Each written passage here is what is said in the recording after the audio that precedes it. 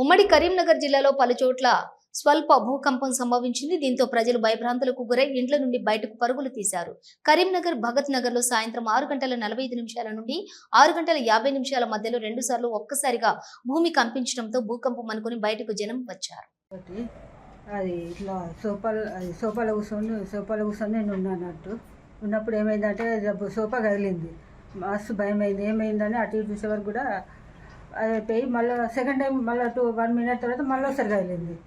కదిలినప్పుడు ఏమైంది అని చూసేవారికి ఇక సెల్లు లోపల వారేసి బయటకు వెళ్ళిపోయినా. నాకు భయం అయ్యి బాగా విపరీతంగా భయం అయ్యి ఇదంతా కదిలేస్తుంది. సోఫా ఇదంతా ఇట్లా కదిలేసినంటే బయటకు వెళ్ళిపోతే అందరూ వచ్చారు. ఏమైందంటే ఇట్లా సోఫాలు కదులుతున్నాయి అంటే అయ్యో కొంచెం వాళ్ళు కూడా ఆలోచించి భూకంపం వచ్చింది అని చెప్పారు.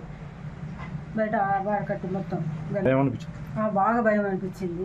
బయటకు వెళ్ళిపోయినా అన్నట్టుగా గేటు బయటకు వెళ్ళిపోయి